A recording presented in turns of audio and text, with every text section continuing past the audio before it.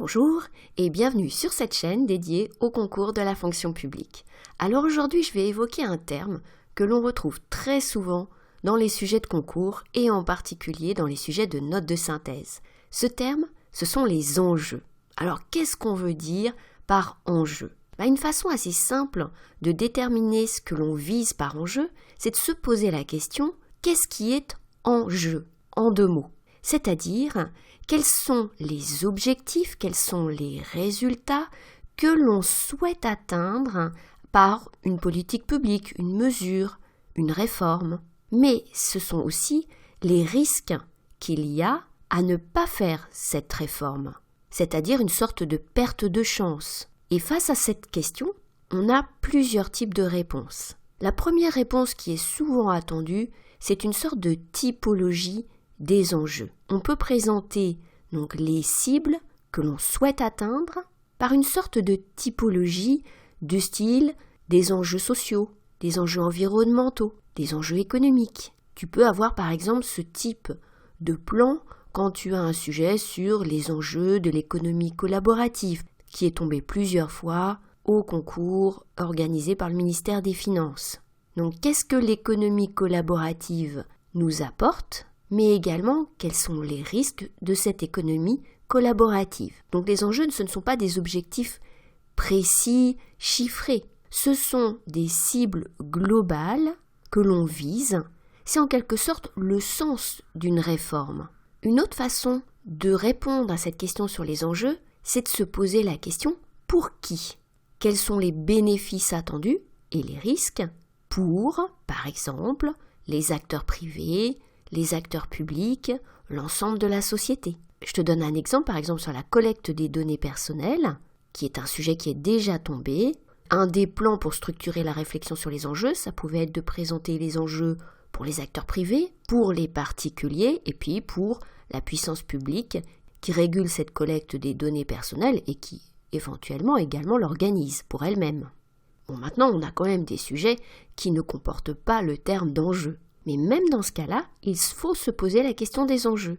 Dans les documents que tu as en support de ta note de synthèse, il faut repérer les éléments qui te permettent de caractériser ces enjeux. Ces éléments, tu en feras part dès l'introduction ou en tout début de ta note, car c'est une façon de planter le décor, de donner le sens de l'argumentation que tu vas dérouler ensuite. Par exemple, si tu as un sujet sur la transition numérique, tu vas d'abord présenter les enjeux de la transition numérique, c'est-à-dire les bénéfices que l'on peut en retirer, mais aussi les risques, évidemment, éventuellement, par exemple, d'exclusion d'une partie de la société.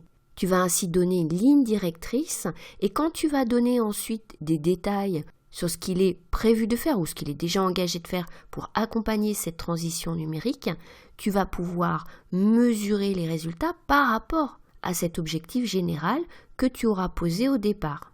Donc les enjeux, c'est vraiment donner le sens d'une action publique.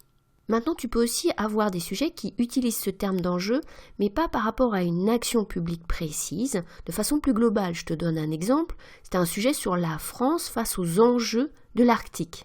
Là, tu vois qu'on retrouve l'idée d'avoir une typologie des types d'enjeux, mais on n'est pas face à une politique publique qui va avoir des objectifs précis. Et donc là aussi, ça demande à réfléchir sur la typologie des enjeux de l'Arctique, des enjeux géostratégiques, environnementaux, économiques évidemment.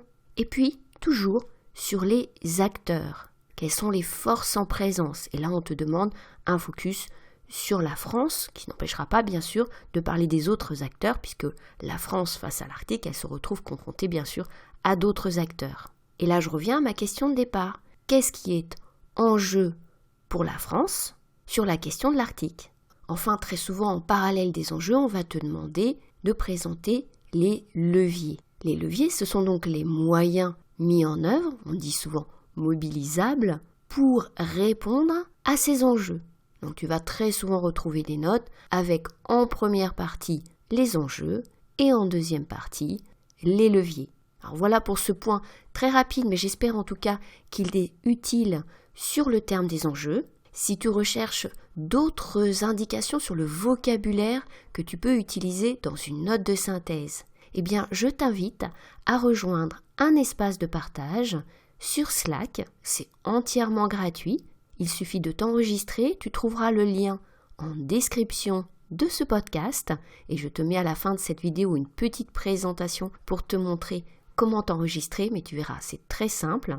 Et tu trouveras sur cet espace de partage des conseils, des échanges entre candidats au concours de la fonction publique. Tu peux éventuellement me poser des questions si tu le souhaites. Et tu trouveras donc un lexique de la note de synthèse avec des termes que l'on trouve très fréquemment, bien sûr enjeux, leviers, mais bien d'autres termes utiles pour répondre à cette épreuve de la note de synthèse dans les concours de la fonction publique. Si ce podcast t'a intéressé, n'oublie pas de le liker. Si tu veux, tu peux bien sûr le partager, le commenter, t'abonner à la chaîne si ce n'est pas déjà fait. Et je te souhaite bonne chance pour les concours que tu prépares. À bientôt sur YouTube et à bientôt sur Slack.